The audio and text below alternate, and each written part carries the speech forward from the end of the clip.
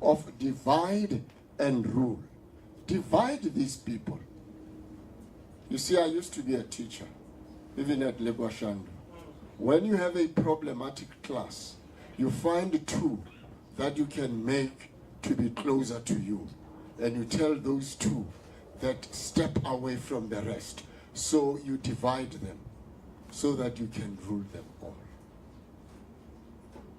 So if you really want to have your authority prevail over a group, it's an old tactic.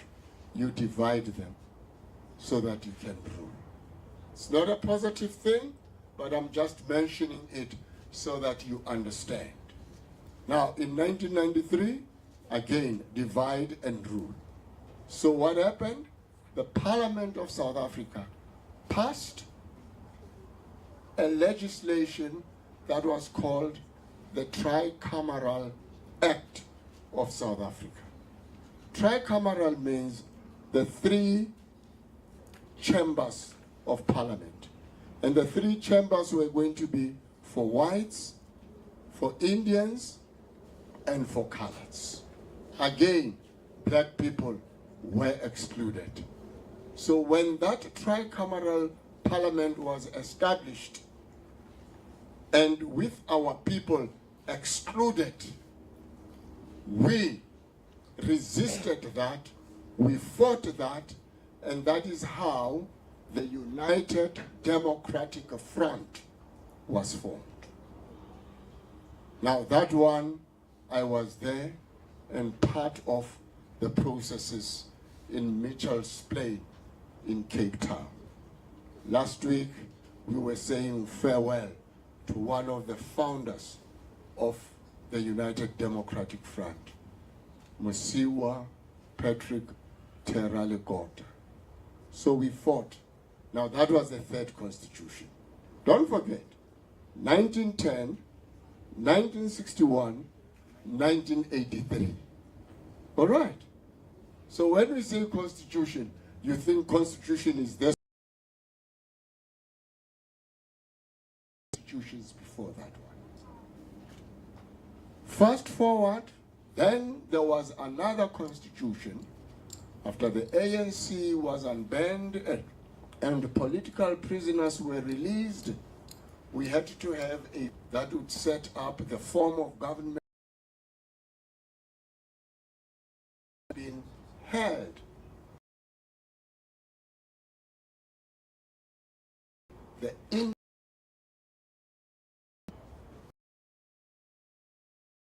a time being. So the constitution of this country in 1994. Fast forward, after 1993, we then had the democratic elections on the 27th of April,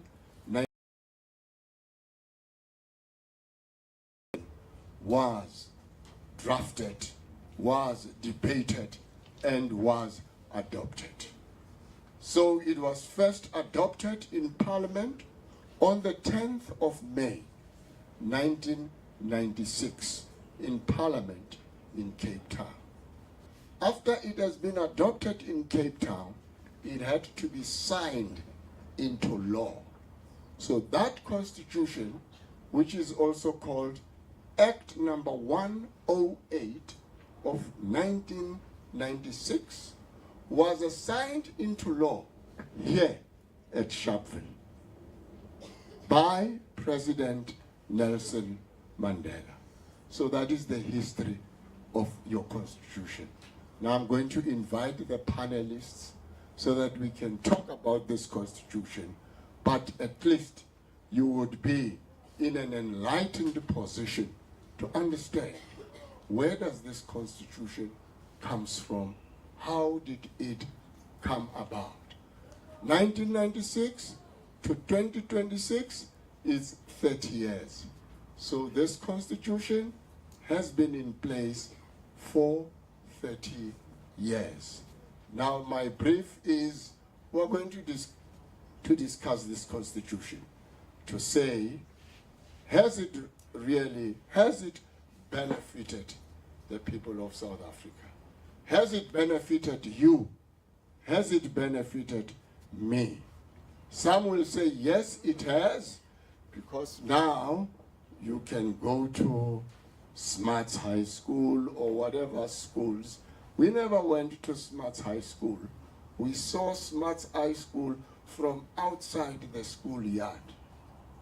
We could not go inside because of the color of our skin. But this constitution made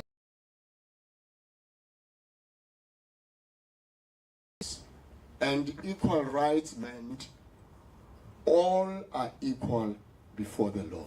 So that is our constitution. It has 14 chapters. If time permits, Constitution is chapter number 2. It is called the Bill of Rights. The Bill of Rights is about our rights. But there is section 36 of those rights, which is called the limitation of rights. Because people do abuse rights. Some people want to play the music system to the loudest volume at midnight. When you say, no, but we are sleeping, he says, nami nginamalungelo. But amalungelo wako cannot disturb other people. So the limitation of rights is about your right is not to supersede my own rights. There has to be a balance of power. Let me invite the panelists to come forward. I'm told our panelists from the NYDA. You know yourselves. You will introduce yourself when you get here. Give you 2 minutes each to introduce yourself. Tell us where you come from, the organization you represent, and what is your relevance to the Constitution of myself. I said I was born here at Sharpeville, and I said I had been part of the processing and adoption of 3 constitutions of South Africa. Speak on good authority.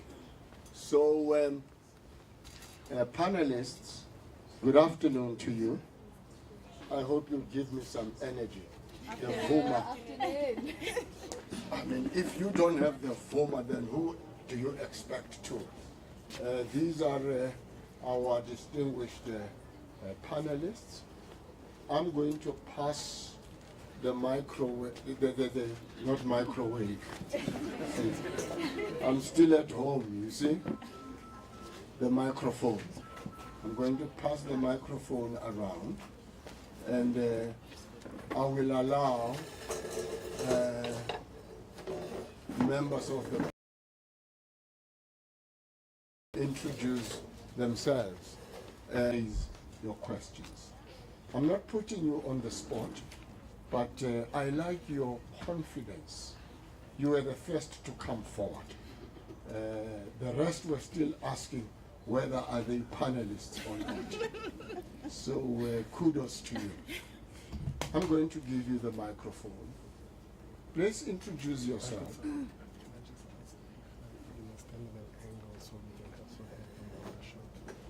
I understand very well. Look, I've been a broadcaster. I know what these cameras mean. So I'll just stand here to be out of shot.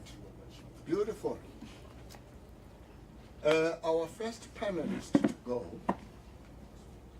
2 minutes will do. If you know your story.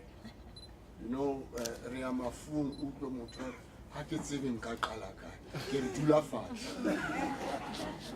Omo Uto Ar, Horenkabuale Tatika Oferaka, Recosiamo, Rearlo de Amufu, Recute Reloja, Ajuruba Obata Tatika Ofer.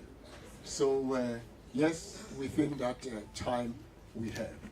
And then you will pass it on. Enkosi tata, mangiqale ngithathe lithuba ndizazise igama lami ngumhlonto Buhlekeleba inzwakazi yasemampondomiseni uphahla umphankomo ithole umthwakazi.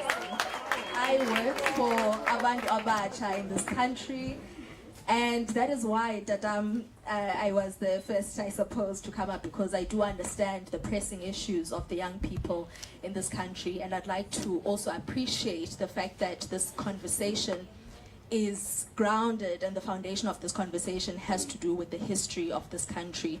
We cannot afford to have a situation of young people that are apathetic, sikhona. We cannot have a situation of young people where we are despondent, because that fateful day in Sharpeville and many other days across the country cost an unfathomable amount of loss for this country, for young people to be able to have the opportunity to go into universities, to go into any school of their liking. But particularly on the 21st of March, it wasn't a luxury. We need to understand passionately and in depth that it was about our human dignity in this country.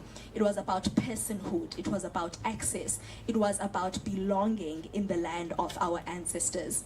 Now, just a brief overview. The National Youth Development serves as an agency of the government so that we're able to address youth unemployment issues, to lobby for policy making, to also formulate partnerships that are able to perform as agents for change for all young people in this country. So I'll leave it there for now.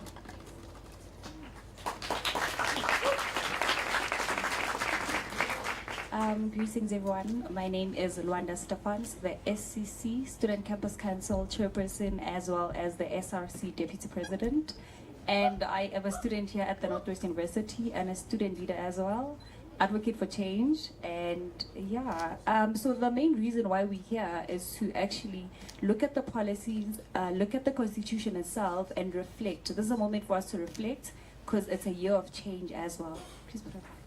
It's a year of change as well, so we're reflecting, looking at the changes and what we have achieved as a country and what we can do for the future.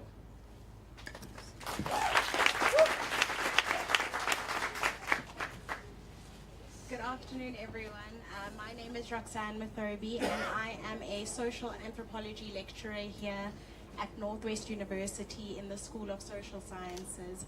And I am here today to link to our conversation the fact that mental health and wellness cannot be left out of our constitutional rights. When we are infringing on students' abilities to access not only education but the job market once they leave, we are infringing on your dignity. We cannot have these discussions without linking them to our mental health and viewing the student and our youth as a whole as whole people. Whole people meaning realizing the struggles that we enter these spaces with, and that these things are not neutral and are not covered by simply giving access. Access is not enough. We are now at a point where we're needing to support. We're needing to offer up a meaningful support that can lead to students being able to move forward from the institutional spaces and be productive within our economies. Thank you so much. Dumelanke Seisman Motlou. I'm a lecturer in political studies here at Northwest University, and I'm glad to be with you here.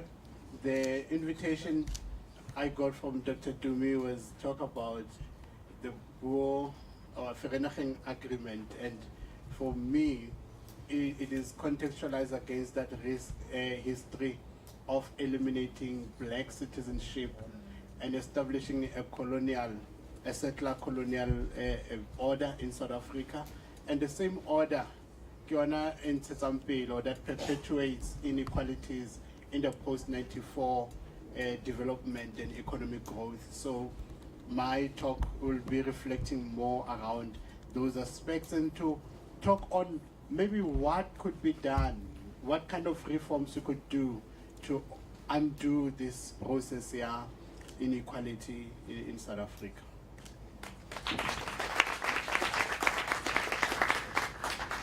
Good afternoon, Dumelang everybody. My name is Mputle Dikobe from the Gauteng Tourism Authority. So I'll be touching on youth and tourism. We know that there's so many opportunities in tourism, but accessibility is also a challenge. So we're going to be, digging deep into that. What does it mean to be in tourism and being youth and lacking opportunities and accessibility? We know that unemployment is a big issue, is a real thing, but who actually plays part in the economy of tourism and in the industry and so forth. So yeah, I'm just happy to be part of this panel and part of this opportunity. Thank you. Thanks very much. My name is Joseph Letova. I'm a regional outreach officer for Sidibeng District Municipality. I represent the Independent Electoral Commission of South Africa. As you may recall, IEC is one of the Chapter 9 institutions established in terms of the Constitution. I had the program director as Act 108 with some legal aspects to say, is it legally correct to refer as one of the supreme law or apex of our law in this country of ours? It will be a debate for another day.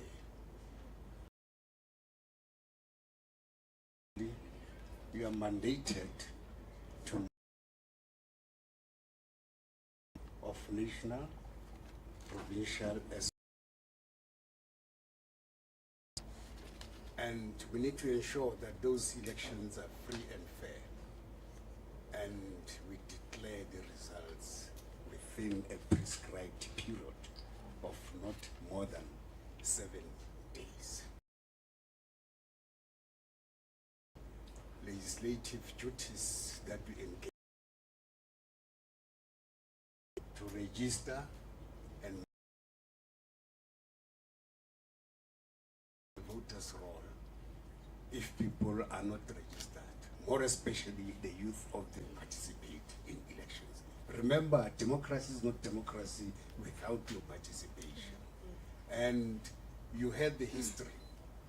I can simply give you a simple definition of our history.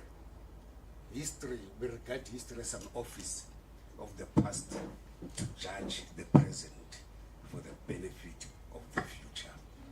You can Google one of the historians by the name of von Ranke. He was a German historian. He came up with a definition of history. So I'm here to hear from you. Why aren't you participating? So I need to take those concerns so that at least I do a thorough research. Whenever I attend an event where there are youth, then I'll be in a position to divulge and encourage the youth to participate. Thanks very much.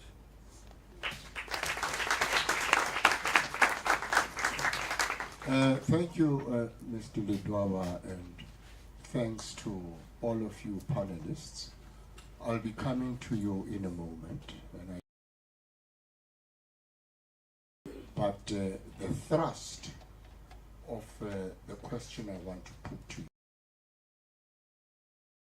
you is on 30 years of the Constitution.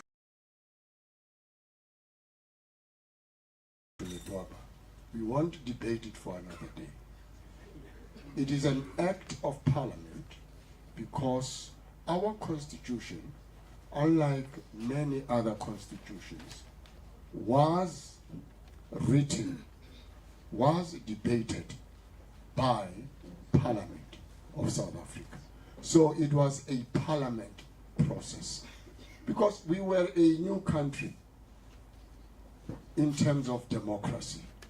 After CODESA in 1991, CODESA gave us the interim constitution, and the interim constitution gave us that parliament, which had the National Assembly and the National Chamber of Provinces. So those two houses had to write a constitution. Some countries, a constitution is written by lawyers, or it is written by traditionalists, people we call the fathers in society. But in our peculiar case, Parliament also constituted itself as the Constitutional Assembly. It was the same Parliament. And the Constitutional Assembly was chaired by Mr. Cyril Ramaphosa. So those two houses of Parliament then started debating. We want this, we don't want that. And because we are a racially divided society, some people wanted their properties to be protected.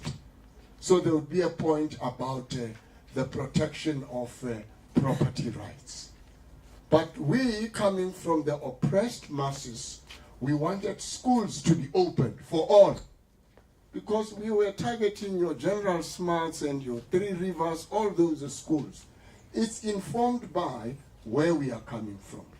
So our constitution was written by Parliament.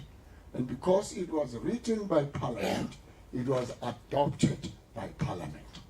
And it then being adopted by Parliament, it became an act of Parliament. That does not necessarily make it inferior or subservient to Parliament. Constitution is still the supreme law. But you still have someone again who is a subject of that constitution to sign it into law. So your debate the other day, you may ask them, why then did you get an ordinary citizen who's called a president to sign it? It's the processes we had set up for ourselves. So I hope, because you raised it and it's good if 08 of 1996, because it was produced by Parliament. And it was adopted by Parliament first on the 10th of May in 1996, and then they came to Sharpeville on the 10th of December to have it signed into law. Let me start with the SRC, because it's good to hear your point of view. And because we have a wide range here on our panel, I will pose the same question. Your reflections on the 30 years of the Constitution of South Africa. It would not be heard of that a black child would be a student at Northwest. It was then called Potchefstroom Christelijke Universiteit. And do you know who was the Chancellor of Potchefstroom? President F.W. de Klerk.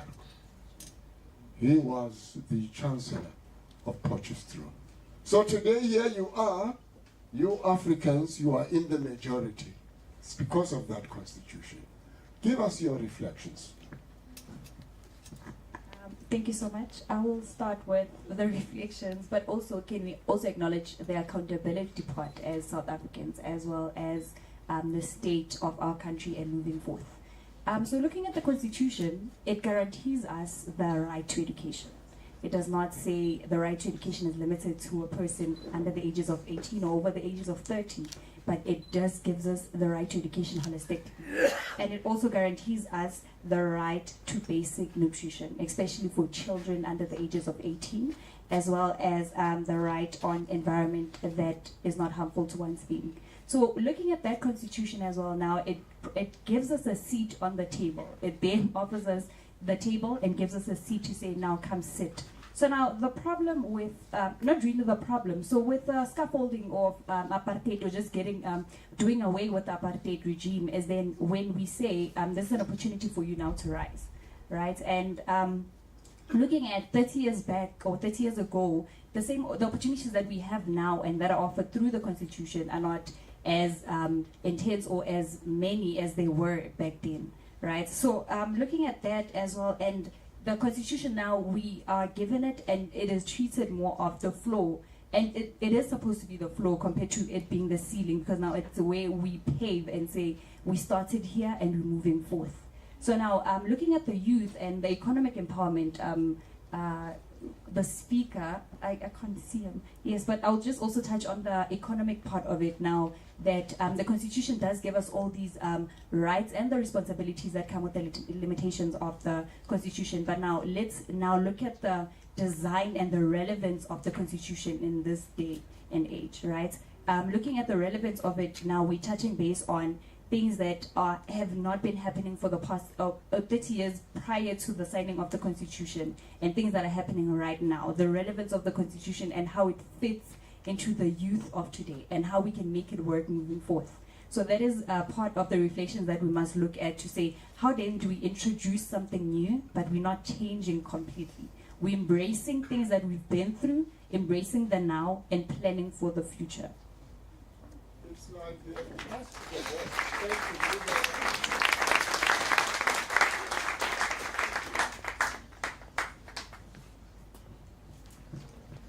you. You have represented your student council very well. Kudos to her, please. Give her.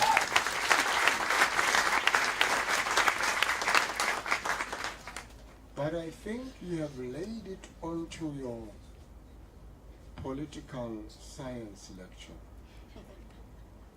Because if I listened to you very attentively, some things have worked, some things have not worked. That is the purpose of a panel. You have to be brutally honest. And where it has not worked, it hasn't worked. And let us get the political analysis of that, while at the same time you are reflecting on the 30 years of this constitution. Thank you, sir. And I will start first saying, we talk in class about the political spectrum, that there are two extremes, whether you are liberal or very conservative. And then in between is the moderates, and I think the views will vacillate between. My view is that the post-94 order is good. It makes things better than the colonial order. Firstly, I will look at the socio-economic freedoms, the socio-economic rights that are allocated. Let's use water for an example. South Africa is among the top countries with the highest access of water. We talk about polluted water or dry taps now. That is the other aspect of a performance that government is failing. We see the negative aspects of it, but generally you see that people have had access to water. Compare that with other African countries. It's not working very well. We should appreciate what is happening. We had President Ramaphosa talk about Tintswalo. I'm a Tintswalo. Literally, look at that. Had not the state intervened, how many of us, even myself, would have become a doctor, become a lecturer? My parents really cannot afford to fund me. Just last week, I was talking with the students in class. So I'm shocked. Okay, your fees run to the 100,000s. If my parents were to pay 100,000, they would not afford it. Responsibility. Now you are in class, but you don't attend classes. You don't submit my notes. You don't submit. What is this? Do you treasure? Do you value what you have been given? So for me, the constitution has worked. We have to criticize it in part where it does not work. Like I spoke about the settler colonial state, that the Boers and British united to subjugate the African. And we see the consequences of that. After this Vereeniging Treaty, the government, through formal institutions, paid reparations or if your farm was damaged through because of the war, here's some tax relief. You should not pay tax for 2 years, and there's some money to rebuild. But post-94, issue of reparations is still a debate of what was given to Africans to allay their suffering. The TRC debates about reparations is still part of it. So we should look into that aspect of it. It is not a perfect picture, but not honestly, I want to say the Constitution worked very well, and it ensured that the transition is peaceful, not violent. We are not fighting with white people here, killing each other. And look at the countries in Africa, even elsewhere, and that is, Mlefe is talking about Iran currently. Imagine living there. Imagine you were in Palestine now. There's no water, there's no electricity, you can't go to school.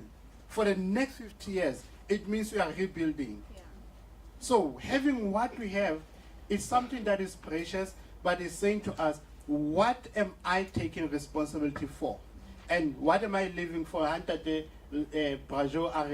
For the future is now your responsibility for the future. What am I living? What legacy am I giving for Banabatang in about 50 years? So we have to think about that.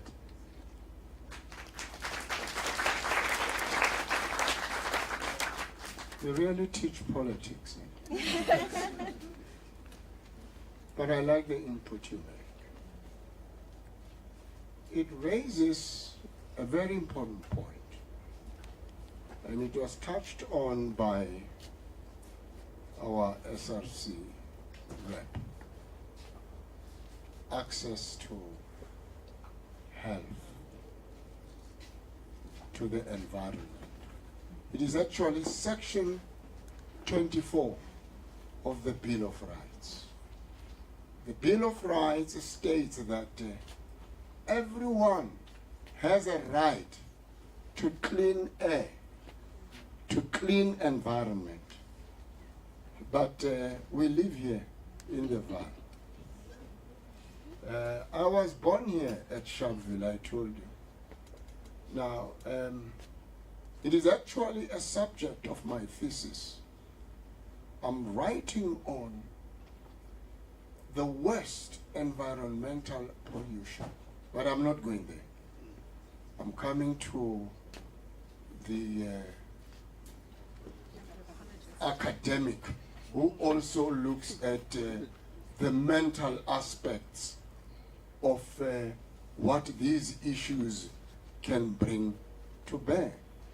I don't know whether you have come across it, that in this region we also have the high rate of, or the growing rate of dementia in this region.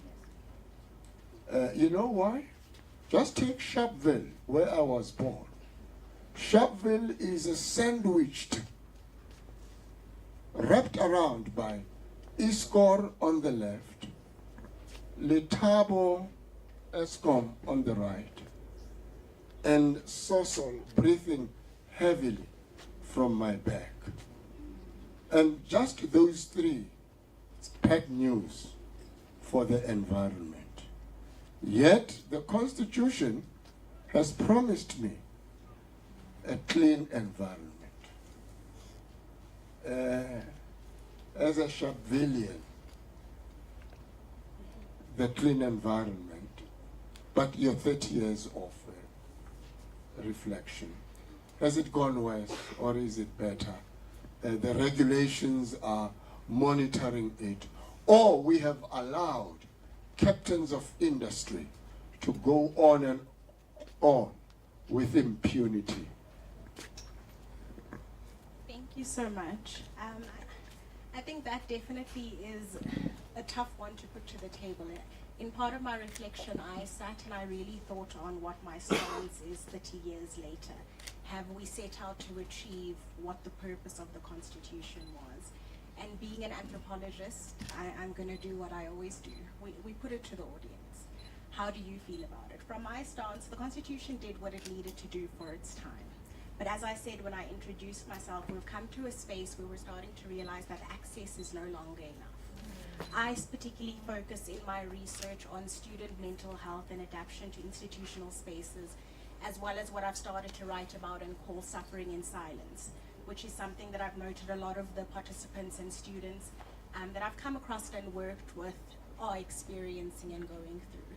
And what does that mean? It's not enough to say that you can now be a student at Northwest University or UCT or WITS or any of the leagues alike. But what happens once you get here? For me in particular, my research interests stem from the fact that I was shocked by the amount of suicides that we experienced and so on campus. Something that I don't want to admit how long I've been in the academy for, but something that continues and continues to rise year after year. And why is this? Because a lot of the times we don't realize that simply giving someone a seat at the table doesn't mean that we are equipping them with the correct support to flourish at that table. Right? Our constitution promises to us that we will be able to survive, but survival is no longer enough. We need to bring ourselves to a point where we're able to thrive. How are we equipping students with the ability to thrive here? And then to take it further to be successful participants within the economy outside of the institution. And that is where I think the Constitution has failed us. We are not considering the student who comes in because, yes, we speak about equality, equal education. We are making it more possible for students to come into tertiary institutions as a whole now. But we're not discussing equity. And equity is a big deal here. What does it mean for the student who goes home after being in class from 8 to 5 to being a parent? Not only a sister or a daughter within their household, but someone who needs to take up those responsibilities of seeing to their younger siblings or seeing to anyone in their family to go further. What does it mean to the student who we have given access in terms of funding, NSFAS, but those very students are the same people who are needing to send money home to see that their family have something to eat at the end of the day? This is where I link it to mental health.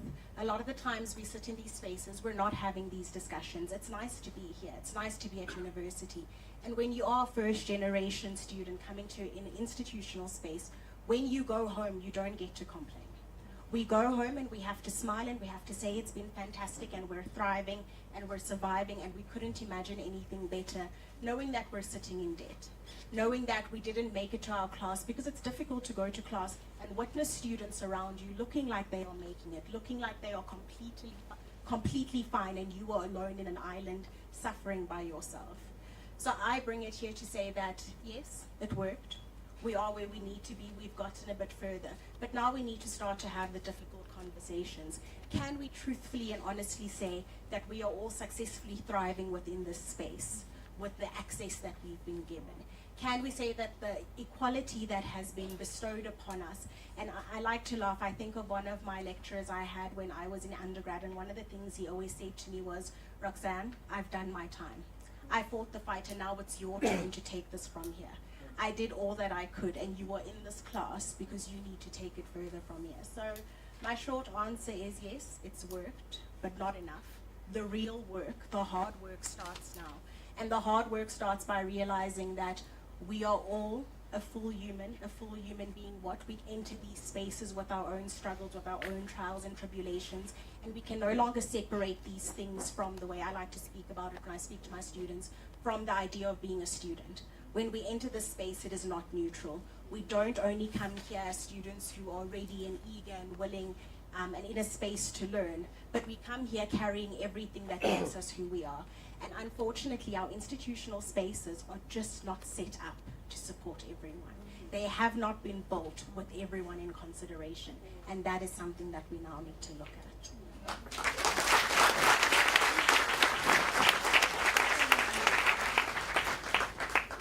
Roseanne, you are an anthropologist, and it runs through your commentary. The good doctor uses it the way I liked it. He says, I'm shocked. Indeed, we are shocked.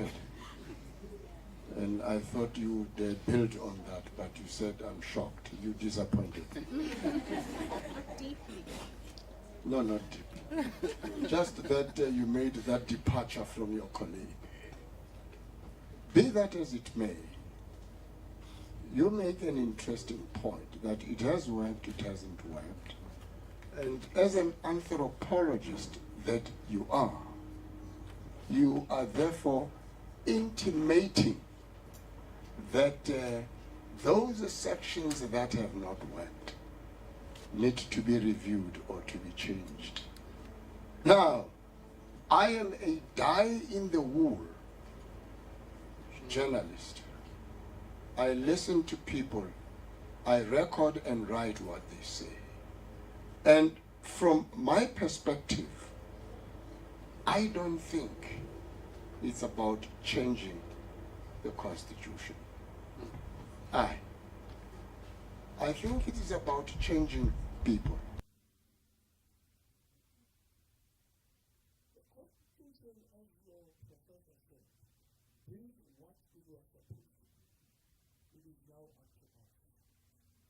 What do you do in a situation where you have an African leader? Then you hit the Constitution. There are no dustbins in Sharpeville. It's not the Constitution. The Constitution said you have a right to a clean environment. Now the leadership must make sure that it happens. We don't then say, hey, some areas have not worked. Let us. By the way, I know the brains that put this document together. Among them, there was Judge Albisex. I was there as they worked up to, they really burned the midnight oil. They worked through the night. So what I'm saying is,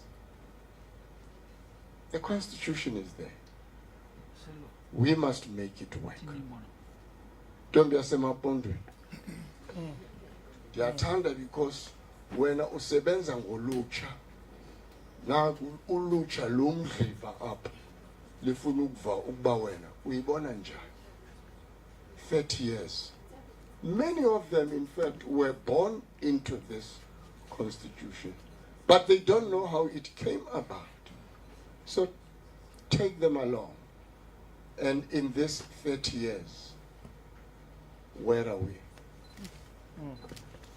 Thank you so much. I would like to also state that I feel quite at home in the humanities faculty. There is a very famous scholar for those that are in the humanities that says each generation must, out of relative obscurity, fulfill or discover its mission, right? And that scholar is Frantz Fanon. And as a point of departure, I think it's very important as young people in this country to truly understand what it is to be a South African. And I would like to also say that there are many, my reflections are structural socio-economic issues. I do believe that young people should be believing in their country, but you can't believe and be so patriotic about your country if you step out of your home and you are met with dilapidating buildings, and you go to school and your schooling environment is not safe, and by the time you reach the university, which is known as microcosms of society, you're not on equal playing ground as another young person who has gone to a better quintile school, for a lack of a better word. So structural issues and are the most important things that we need to look at in our country, especially if you come from far to reach areas or township areas. If you look at the oldest townships in our country, you'll find that there are a minimum of 20 kilometers to town. That is why you're going to have geographical issues of traffic. You take traffic, for example. The amount of time does not correlate with how much a young person who's going to be in a taxi to go to town or to go to school or to even go to one of our branches to go and get assistance or help.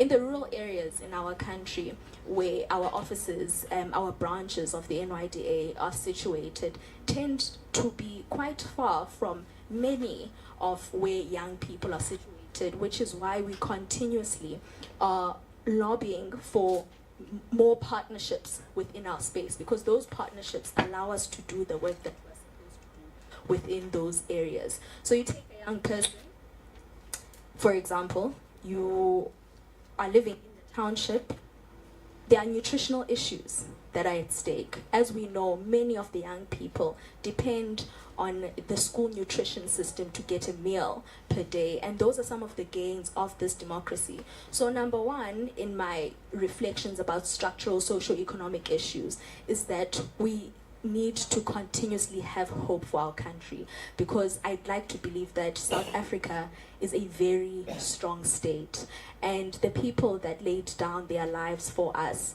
were also giving us, and giving us a mission for our generation, Okuti, where to next, because access is there. They laid down their lives. They never thought they would see or even get the chance to sit within the spaces, which means that we need to align across government. If you've got a functioning public transport system, for example, you are allowing a young person to get from point A to point B to submit an application if they need to apply.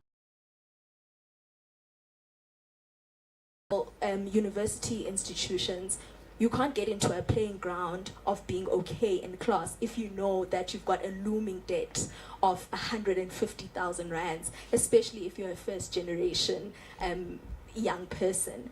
Where are you going to get 150,000 rands? So for example, as well, you apply, let's say you want to start a business, as we know that the capacity also of our economy, we need more young people in the business sector. The banks are going to tell you that they need collateral. A young person does not have collateral to give to the bank, which means that we need to align across government agencies, across government departments, across educational institutions, banks, as well as the private sector, in order to see the dreams of young people being realized. So structural socio-economic issues remain a very, very big problem within our country, because the institutions are older even than our grandparents, which they had never imagined that we would step into. I could go on, and you take, for example, names of buildings in institutions.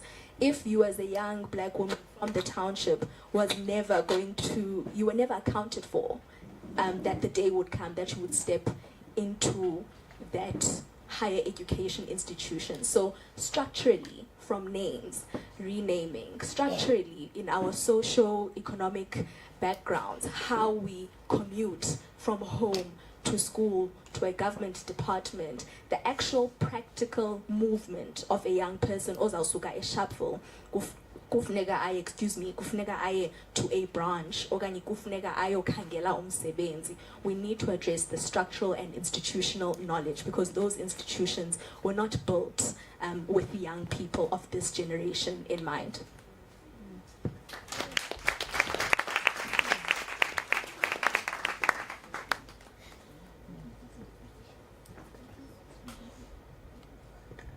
So again, the deficiencies you have alluded to are not constitutional in nature. It's human failure. Am I correct? If you are a train driver and you go through a red signal, it's not the signal, it's human failure. But I hope we are noting all those things, because these are areas we need to come back to. In December, we're going to have a series of events to mark 30 years of the Constitution. I hope in those events we can do a reflection. Because you see, for now, I said, let us reflect on the Constitution. I think the next level should be a reflection on ourselves. Leave the Constitution. Let us assume that it's a perfect document. And then we say, what has gone wrong? We will probably find the driver who went through the red signal. Then we must deal with that. I'm tempted to come to you, Joe, but you speak well as the last person. So let's give it to the lady, man. Then you can wrap it up with your election and our emotions to go and vote. So it's your turn. We've tried to link it together, and you can give it the cherry on top. I know you will. Thank you so much. I totally agree with my fellow panelists in terms of living in a paradox. You know, there's the good and bad of what's currently happening in South Africa, and especially with our youth. Given the challenges that youth is faced with and the opportunities thereof. But the truth of the matter is accessibility and access to opportunities is still a problem. So I'll just confine, you know, my reflection on where I sit. In tourism, there are programs, there are opportunities that government has come up with. But the truth of the matter is we want the youth and young people to be active participants in the economy, where they can actually sustain themselves and so forth. So, I mean, Gauteng, as it is, has the highest concentration of universities, and then KZN is second, and then Western Cape third. The truth is, though, access to education and to opportunities sits, you know, different for different societies. A young child who is in Soweto has different opportunity to a young child who lives in Kliptown. So I'm from Soweto. So people, we need to change the people.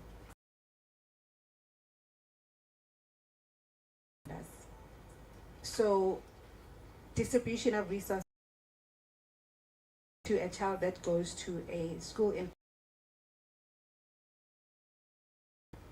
or anywhere else, you know, and are supposed to be reflected. Them, it's not done the way we would like to see the economy. We know that the third of the population is the youth, and that on its own,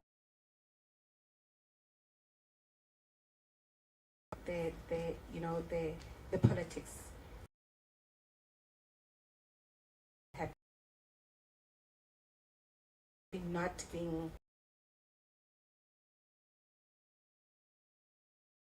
economy of the country.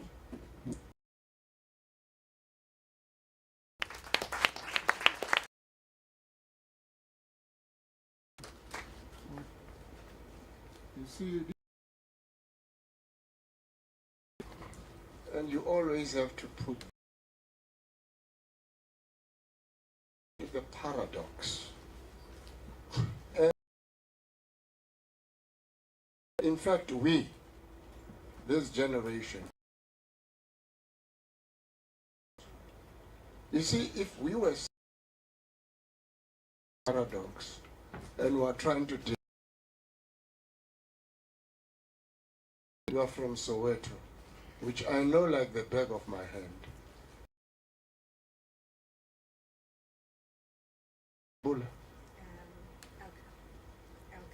Next to the Regina Mountain.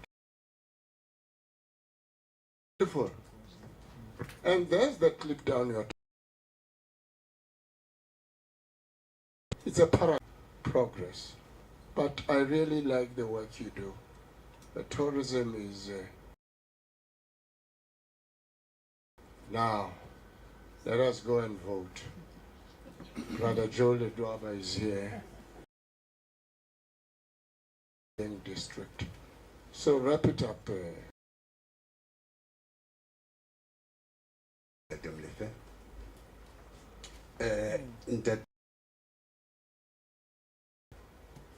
chapter 2 of the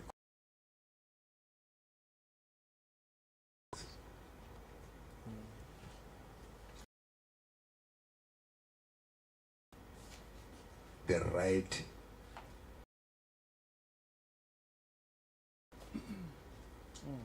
if you are a South African, you are from the ages of you have that particular right to vote. Has played to participate in election.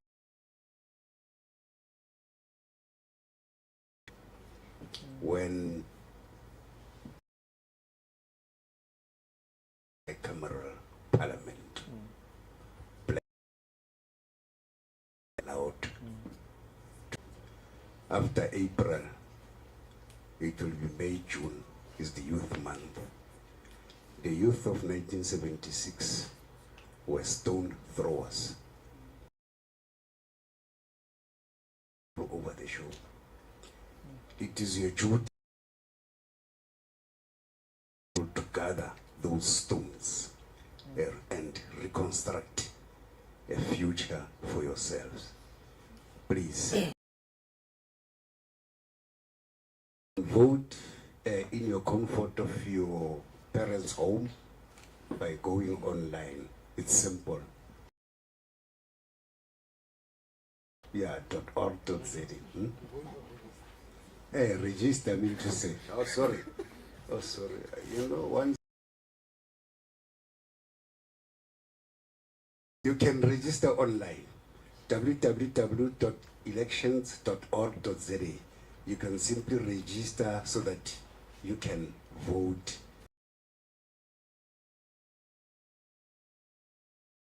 Will be holding the local government elections in. We have a 90-day period to hold elections. Has come to an end. So that please register so that you participate. The benefit of your children. Please, let's do likewise. Thanks very much. Now I'm going to open for questions for the next 10 to 15 minutes. I have been advised by the organizers that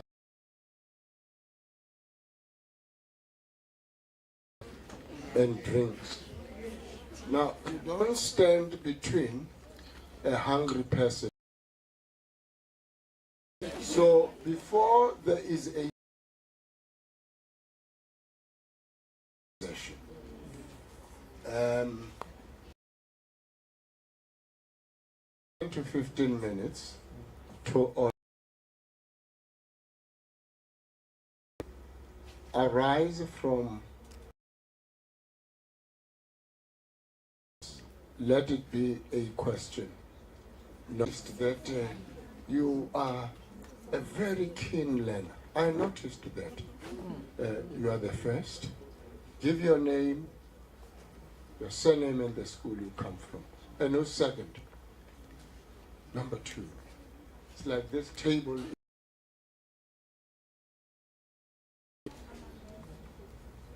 1, 2. Number 4. 5 questions. Introduce yourself.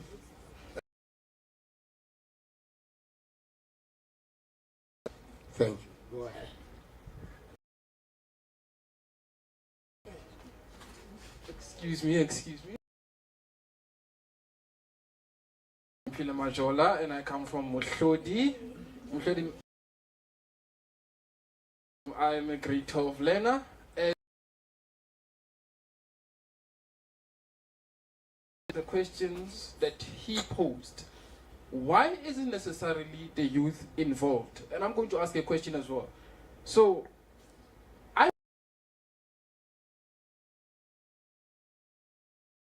participate in the elections. Here's why. We look at, you look at the TV, you open the TV, you look there, you don't see the youth participating, you don't see the youth being involved in the elections or in the party. We live in a community where the is neglected, or the youth is. What are the initiatives that the IEC youth? Good everyone, I go by the name of Liane Rampa from Mohlodi Maritime SOS. And after hearing them speak, I actually have a question. I'm actually shocked that they did not mention the issue. 30% in South Africa, one of the countries that is the issue of unemployment benefit us, because now we have brothers and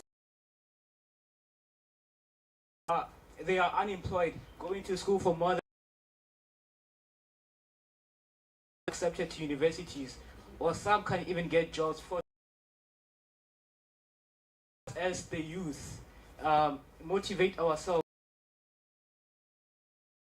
the South African economy. And my second, the things that makes us as the youth to not every day you hear the issue of corruption, and corruption about those who were voted for voting. Thank you.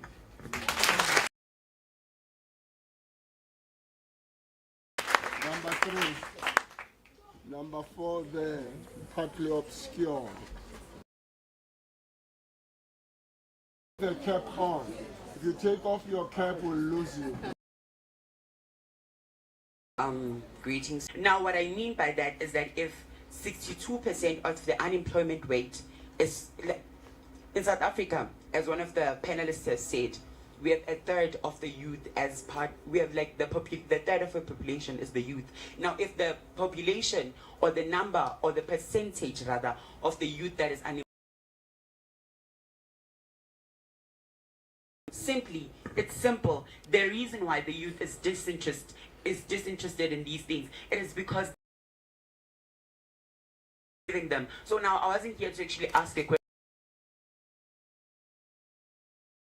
African Constitution, it's not.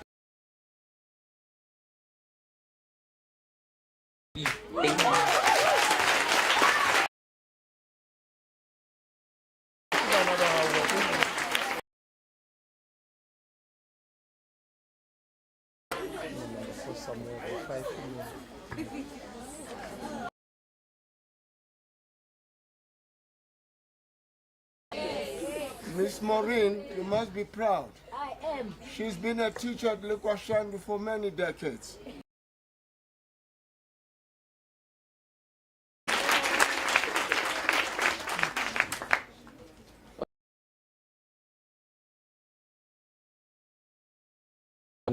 In Tutolore Engineering School of Specialization. And I'm also a human rights ambassador. Well, I have this statement that asks, but yet most of them are unemployed because they don't have the connections and also the works that they have. Thank you, Tuto Luri, not Lore. Luri. Your walking stick. Now here at SHARPEVILLE, one level to little Lore. Luri. Tuto Luri. Well done. You have a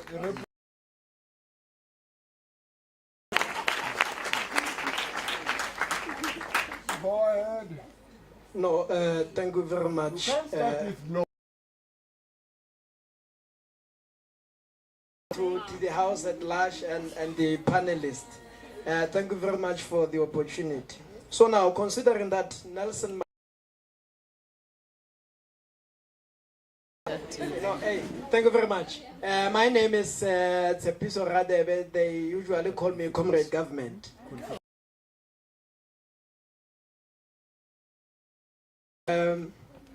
Considering that Nelson Mandela signed our constitution in Sharpeville in 1960, in 1990, fighting for freedom. Now, my question is, how can we use that legacy to look at South Africa today?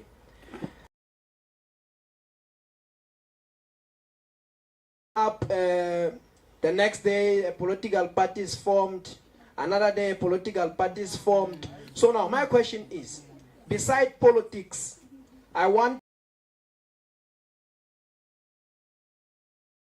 besides politics, how can we transform?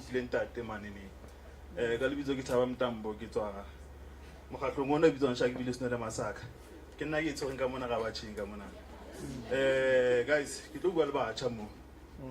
Ke tlo bua le batjha, ke khotsofala ho la bana batjha ba ka siaka. Hlanya o hlanya.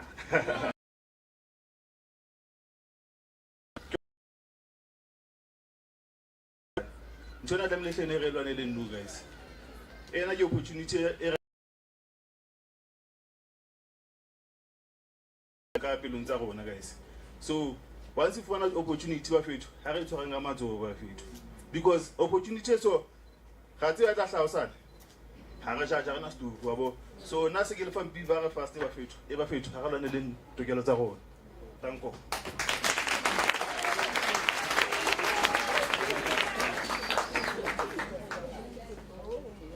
Thank you.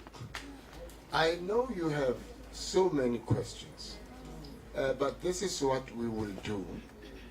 We have been given the website, and we have been given the contact details of our hosts. This is how you can keep an engagement like this. Not just be an event, it must be a process. Keep on. All right. Now to the panelists. You got all the questions, ne? Margilot Kalaganda Teledoaba this time. Hobane, that is what really came out so from Rampa there. They were sharing notes, but the youth not voting and all that. To reinstate Gautu's voter education. It was very effective. Involved, and we used to make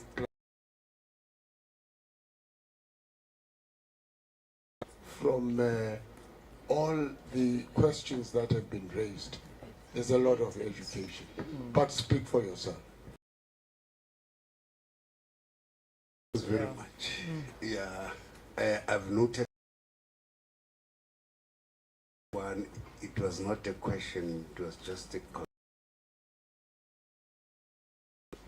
is about the IEC initiative to empower the youth of this country. Remember, the Independent Electoral Commission is a chapter 9, is it various schools, universities, Tibet colleges to conduct civic and democracy education. We don't merely conduct civic and democracy education, but we have, as the youth of this country, we have a civic elections. If you don't participate, for you. So just simply your voice is heard. Can this cause a pain in paycheck? Thank you. The second question.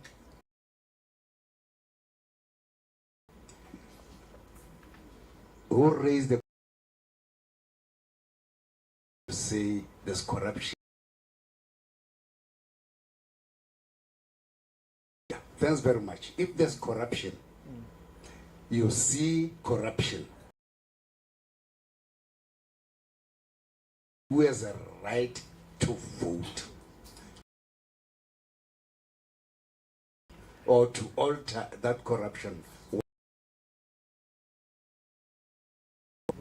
A simple question. If I love me and Mary for me, I can simply change it. I'm not. What is our role to end corruption in our country? Do we have to wait for? So let's participate today. Today, we have a government of coalition. Rightly, ne?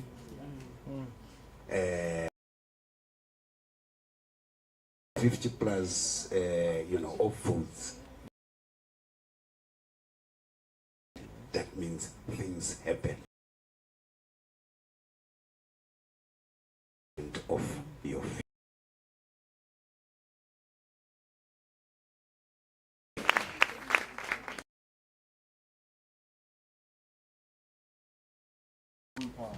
You want to add the political flavor? No.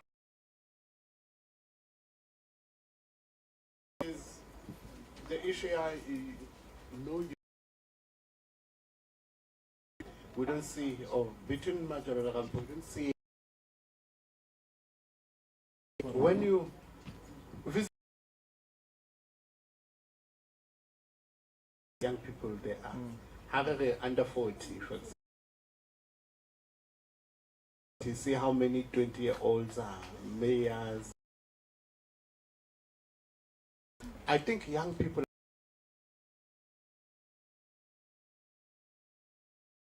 when maybe you are evaluating a list of ministers, a particular party, maybe even DA, I agree on the face value. Just to add to your point, good doctor, the involvement of young people is not only in leadership position, it is in politics. That's why some parties have youth leagues and what have you. And some of these leagues are kingmakers.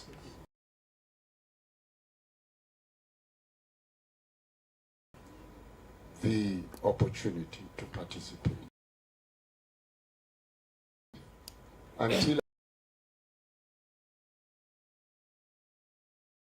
and what it meant to go to the vote. I just want to add on the issue of unemployment. I don't, as an individual outside of SRC, I don't think unemployment is the main issue. So the main issue is that whereby now we are facing a systematic failure to integrate young people into the formal education to work kind of thing. Okay, this just reminded me of something. So advice on it. So he was telling me a story of curriculum studies. So I'm basically more of was telling me a story of a year 2, year 3 going forth, and then he graduated. Then the school and hosted or organized about to board the plane. Then the students saw that the pilot was once a student. Then the students got off, but the lecturers did not get off. And the students asked, why are you not getting off? And the lecturers were like, we taught him, he will not take this plane. The bigger box to say, yes, we're teaching or we're getting to the curriculum and we're being taught all these things, but we're not taught what we have to do outside. So now this is where we look at equity versus quality and curriculum versus equity. Is the resources that we're providing to the learners. I think as a young person myself, it's important to recognize the frustration of young people in South Africa, especially in relation to the unemployment issue. I just want to get a sense of the room. Do the young people in the room know what the National Youth Development Agency does? Yes? No? In between? And I think it goes to show that there's a lot more alignment of work that we need to do because, for example, the National Youth Development Agency has a lot of products and services. So there's a group of young people that we are trying to address in the country, employment or training. And the frustrations we are well aware of these frustrations because in fact, at the beginning of this year, we saw the highest number of young people leaving matric and the absorption rate in our universities and our TVETs was not enough. And some of those issues are the ones that we're trying to co-organize and align within government agencies and institutions. So I think it's important that we are being developed and implemented in communities. The National Youth Service, which is a paid voluntary program of the National Youth Development Agency, is on our website. We also are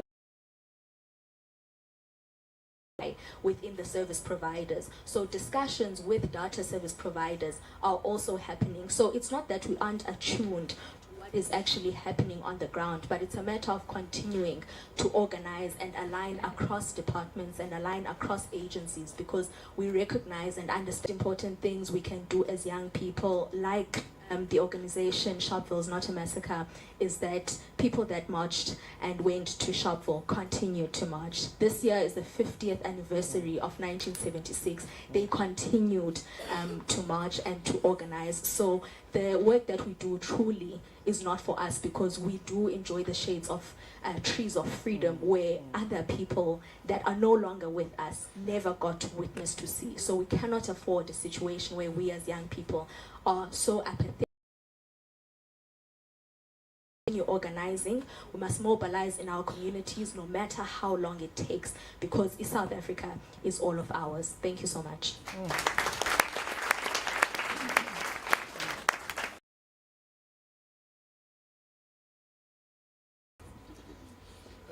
Yes, additional point.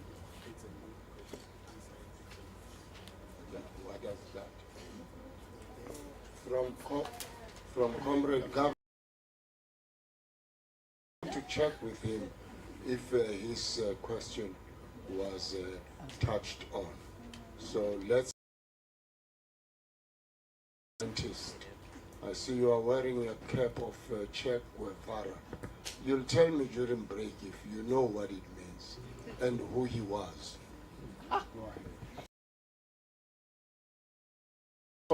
Sabiso Mandela legacy for the future and what should happen regarding Mandela legacy. I think it's part of benefiting from the ancestors fought for. Example, or the education that community organizations propagate, universities in collaboration with them. But let's go back to, I think, was it Mao Zedong and the Cultural Revolution? Steve Biko on Black Consciousness saying you should have your own schools, your own clinics, Lona, the black, the disadvantaged. You should to fix the road in the township. For the last 20 there was, let's say, bid today. So it's going to say be like that for the next 20 years. What do you say? Is there no one arring? Somebody Santa, engineer from VUT, say, what do we do to build beyond the state, more than asking for government to do things? Somewhere government is not as responsible citizens. This is what we are doing. So President Mbeki has been talking about African Renaissance, that renewal of I like Plato Buaka, the cave. You should get out of the cave, from the shadows, the reality, to perceive the trueness of reality. So let us come to the realization and the trueness of what freedom is. Freedom is about us working together, where we stay, to educate us like this. I think we are on the correct path.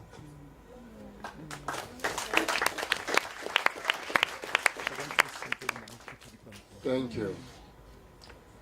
I implore you once more. The platform will be opened. So this session does not end here. It will continue. So seize the opportunity to send your questions. We will find them interesting. And there is a wealth of talent and knowledge here in the room. So let us be active participants on the digital platforms and ask more of the questions you have raised. That way we will keep the consciousness. And that's what Steve Biko ties the mind. He said, black man, you are on your own. So you SHARPEVILLE. So do something about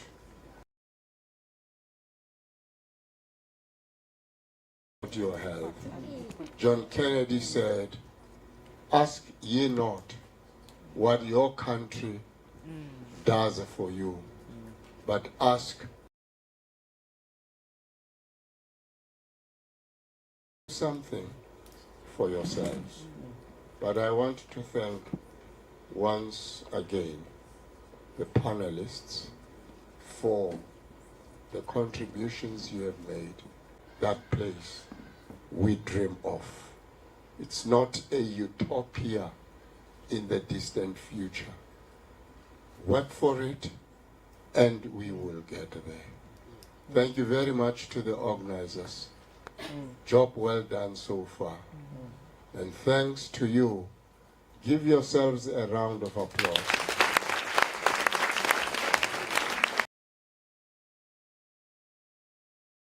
Audience, I never had rowdy interruptions, so I really appreciate that. And thanks to the members of the panel. Take down the details of the NYDA.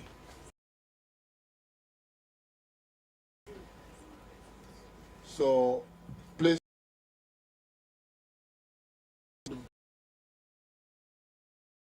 forward. A round of applause.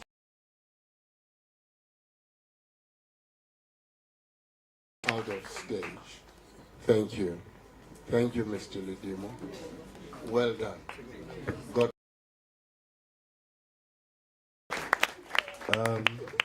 Good afternoon, guys.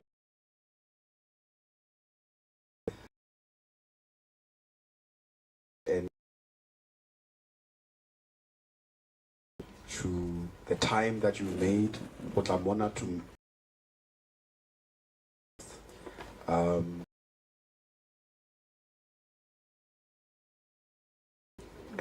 come listen to such discussions that are required, that are important. If they don't make sense to you, or if they don't add any value to you and to your life and to your knowledge, it means that you're not applying them correctly. It's the application that matters. We've spoken about what the Constitution means to each one of us. And comments were made, or it's not working for us, etc. How are you using it?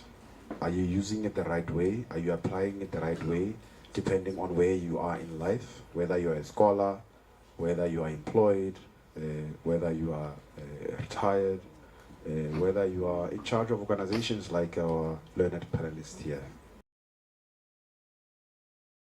Give you the knowledge, give you access to the knowledge that you may need. Not one single person knows everything.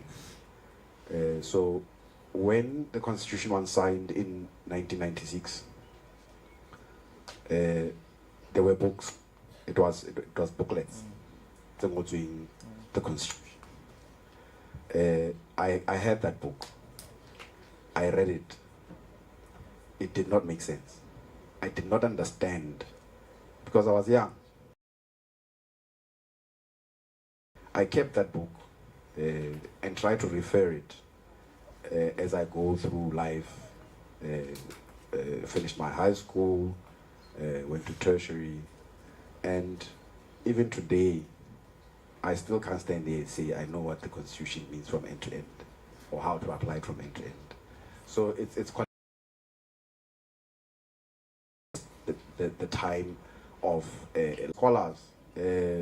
I can reuse the bus, so maybe get onto that bus, go to the cafeteria, and then some food will be served for you at the cafeteria. Ne? So please just make sure that you don't leave anyone behind. And then it will stop at the cafeteria where you're gonna get served. And then for our panelists and our other guests that are non-scholars, let's remain here. And for our Northwest, which is, I hear we're being called hosts. They own the land.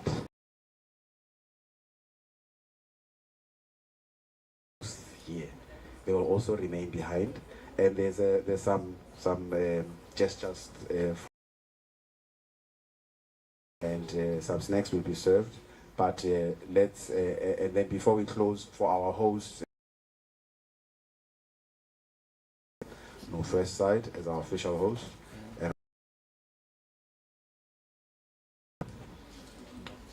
2 minutes. If it wasn't for you, we wouldn't be here though. Thanks very much. Professor?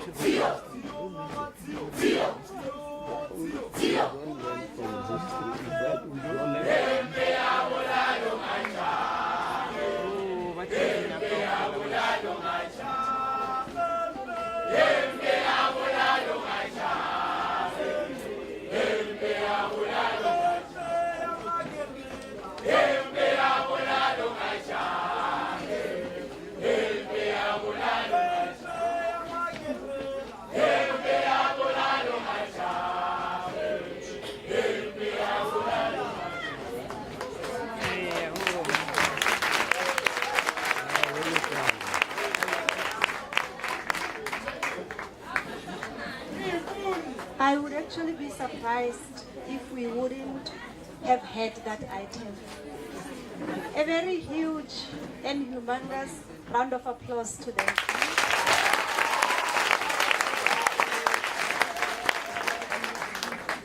Ladies and gentlemen, please allow me to say greetings to all of you without mentioning names or portfolios. Greetings to all of you. Hello. Greetings to all of you. Thank you very much. Yeah, good people, before I proceed to formally extend our word of appreciation to everybody gathered here, I would like to briefly acknowledge the significance of what we have experienced here today. This dialogue, ladies and gentlemen, I believe stands as a powerful example of what can be achieved when the School of Social Sciences collaborates meaningfully with the community, governmental, private and non-governmental partners alongside with the active participation of students and learners. It reflects a shared commitment not only to general knowledge, but to engage with society in ways that are responsive, inclusive, and grounded in lived realities. So we're not here to talk about mere textbook stuff, but we are here to share lived experiences. As we reflect on 30 years since the signing of the Constitution of South Africa, we are reminded, I believe, that this milestone is not only about a legal document, Rajo, but about the restoration of dignity and possibility. In the words of Steve Biko, who said, "The most potent weapon in the hands of the oppressor is the mind of the oppressed." Our Constitution, ladies and gentlemen, in many ways represents a collective effort to reclaim that mind so that we can open doors, particularly in institutions of higher learning, especially for those who were historically excluded. The important question, I believe, to ponder and reflect on, therefore, is, once these doors are open, what then do we do?